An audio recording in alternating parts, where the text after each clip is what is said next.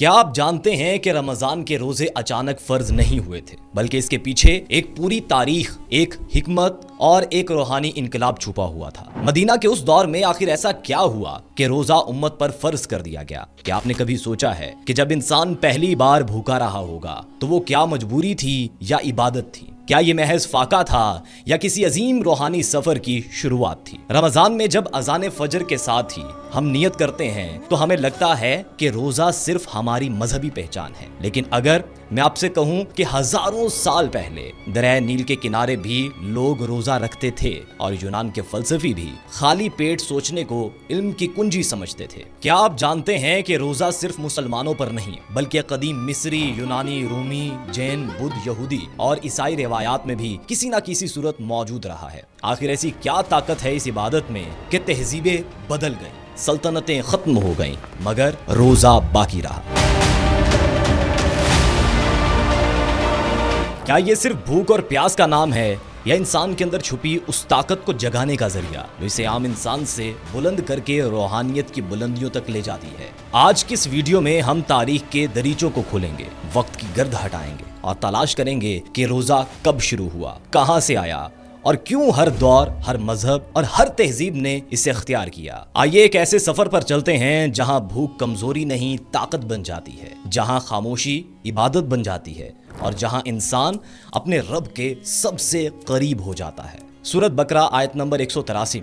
يا أيها الذين آمنوا كتب عليكم الصيام كما كتب على الذين من قبلكم لعلكم تتقون۔ اے ایمان والو، تم پر روزے فرض کیے گئے جس طرح تم سے پہلے لوگوں پر فرض کیے گئے تھے تاکہ تم تقوی اختیار کرو۔ یہ آیت واضح کرتی ہے کہ روزہ سابقہ امتوں میں بھی موجود تھا، لیکن اسلام نے اسے تقوی کے حصول کا باقاعدہ ذریعہ قرار دیا۔ یعنی روزہ صرف بھوک اور پیاس نہیں بلکہ باطنی اصلاح اور اللہ سے تعلق مضبوط کرنے کا ذریعہ ہے۔ پہلی امتوں اور تہذیبوں کی بات کریں تو قدیم مصری اور یونانی تہذیب میں روزے کے آثار ملتے ہیں۔ تاریخ دان ہیروڈوٹس کے مطابق قدیم مصری اپنی مذہبی تقریبات سے قبل روزے رکھتے تھے تاکہ جسم اور روح کو پاک کر سکیں۔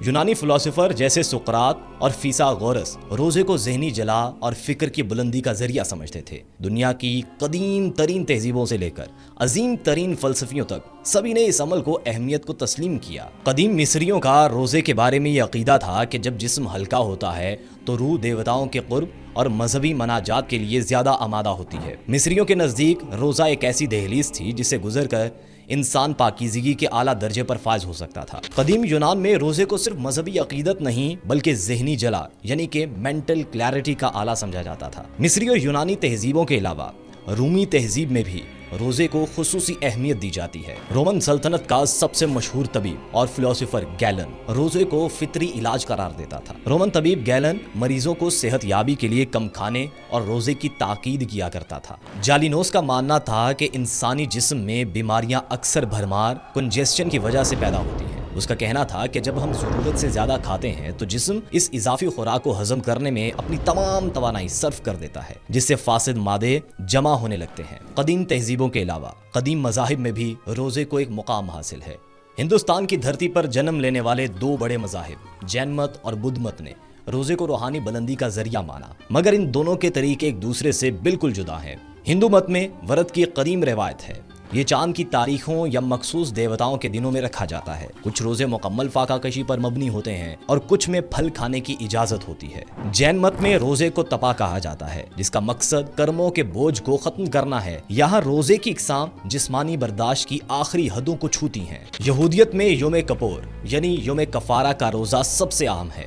یہ 25 گھنٹوں پر محیط ہوتا ہے جس میں کھانے پینے کے علاوہ کام کاج بھی ممنوع ہے۔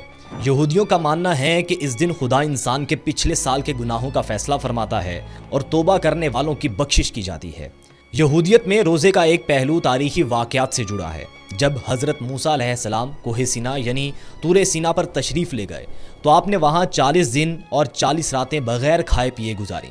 اسی مناسبت سے یہودی سال کے مختلف ایام میں تقوی کی بنیاد پر روزے رکھتے ہیں تاکہ اس روحانی کیفیت کو محسوس کیا جا سکے جو موسیٰ علیہ السلام پر طاری تھی۔ عیسائیت میں بھی روزے فرض ہیں اور عیسائی پابند ہو کر روزے رکھتے ہیں۔ انجیل کے مطابق حضرت عیسیٰ علیہ السلام نے صحرا میں 40 دن اور 40 راتیں روزہ رکھا۔ عیسائیوں میں لینٹ کے 40 دن روزے کے لیے مخصوص ہیں جو ایسٹر سے پہلے آتے ہیں۔ قدیم کلیسا میں یہ روزے بہت سخت تھے، لیکن وقت کے ساتھ ساتھ ان میں نرمی آتی گئی۔ عیسائیت میں روزے کا طریقہ مختلف فرقوں میں مختلف ہے۔ اب بات کریں اسلام کی۔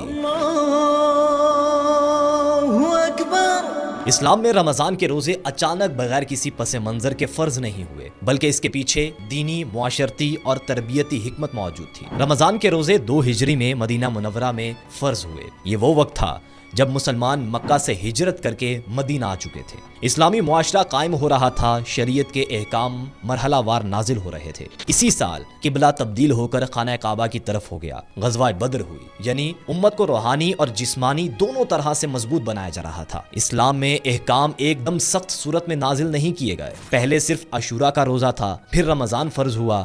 ابتدا میں کچھ سختی تھی، اگر عشاء کے بعد سو گئے تو سحری نہیں کھا سکتے تھے۔ پھر اللہ تعالیٰ نے آسانی عطا فرمائی۔ سورہ بقرہ آیت نمبر 187 میں اللہ تعالیٰ فرماتے ہیں، روزے کی راتوں میں اپنی بیویوں سے ملنا تمہارے لیے حلال کیا گیا ہے، وہ تمہارا لباس ہیں اور تم ان کے لباس ہو۔ تمہاری پوشیدہ خیانتوں کا اللہ تعالیٰ کو علم ہے، اس نے تمہاری توبہ قبول فرما کے تم سے درگزر فرما لیا۔ اب تمہیں ان سے مباشرت کی اور اللہ تعالیٰ کی لکھی ہوئی چیز کو تلاش کرنے کی اجازت ہے۔ تم کھاتے پیتے رہو یہاں تک کہ صبح کا سفید دھاگا سیاہ دھاگے سے ظاہر ہو جائے، پھر رات تک روزے کو پورا کرو۔ یہ ظاہر کرتا ہے کہ اللہ تعالیٰ امت کو آہستہ آہستہ تربیت دے رہے تھے۔ مدینہ میں مہاجرین نے سب کچھ چھوڑ دیا تھا، معاشی مشکلات تھیں، جنگوں کا خطرہ تھا۔ ایسے حالات میں روزہ صبر سکھاتا ہے، نظم و ضبط پیدا کرتا ہے، نفس پر قابو سکھاتا ہے، اللہ پر مکمل اعتماد پیدا کرتا ہے۔ گویا روزہ ایک روحانی ٹریننگ کیمپ تھا۔ قرآن کا نزول ہوا اسی رمضان میں۔ اللہ تعالیٰ فرماتے ہیں سورۃ بقرہ کی آیت نمبر 185 میں، اللہ تعالیٰ نے فرمایا کہ رمضان کا مہینہ وہ ہے جس میں قرآن نازل کیا گیا، جو لوگوں کے لیے ہدایت ہے اور ہدایت کی روشن دلیلیں اور حق و باطل میں فرق کرنے والا ہے۔ پس تم میں سے جو شخص اس مہینے کو پائے وہ اس کے روزے رکھے۔ اس سے ثابت ہوتا ہے کہ رمضان کا مہینہ وہ ہے جس میں قرآن نازل کیا گیا۔ یہ مہینہ قرآن کے نزول کا مہینہ ہے، اسی لیے اس مہینے کو فرض روزوں کے لیے مخصوص کیا گیا۔ رمضان کے روزے اسی لیے فرض ہوئے کیونکہ اسلامی معاشرہ مدینہ میں مستحکم ہو چکا تھا۔ امت کو روحانی تربیت کی ضرورت تھی۔ تدریجی شریعت کا مرحلہ مکمل ہو رہا تھا۔ قرآن کے نزول کا مہینہ تھا۔ آنے والے چیلنجز جیسے بدر کے لیے روحانی تیاری ضروری تھی۔ اسی کے ساتھ ساتھ اللہ تعالیٰ نے آسانی بھی فرمائی۔ سورہ بقرہ آیت نمبر 184 میں اللہ تعالیٰ فرماتے ہیں، پس تم میں سے جو بیمار ہو یا سفر میں ہو تو وہ دوسرے دنوں میں گنتی پوری کرے۔ یہاں اسلام کا اعتدال اور رحمت دونوں نمایاں ہیں، لیکن اسلام میں روزہ صرف فرض ایام تک محدود نہیں۔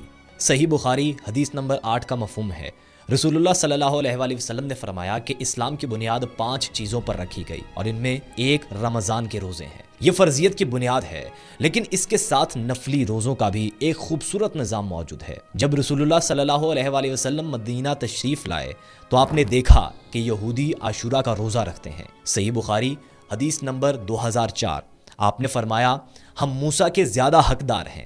چنانچہ آپ نے خود روزہ رکھا اور صحابہ کرام کو بھی روزہ رکھنے کا حکم دیا۔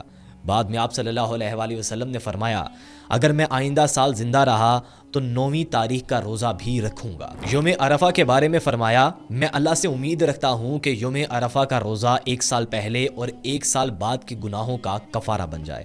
آپ نے فرمایا اعمال پیر اور جمعرات کو پیش کیے جاتے ہیں، میں پسند کرتا ہوں کہ میرا عمل روزے کی حالت میں پیش ہو۔ ہر مہینے 3 دن کے روزوں کے بارے میں فرمایا ہر مہینے 3 دن کا روزہ رکھنا گویا پوری زندگی کے روزے کے برابر ہے۔ لیکن روزے کا اصل مقصد کیا ہے؟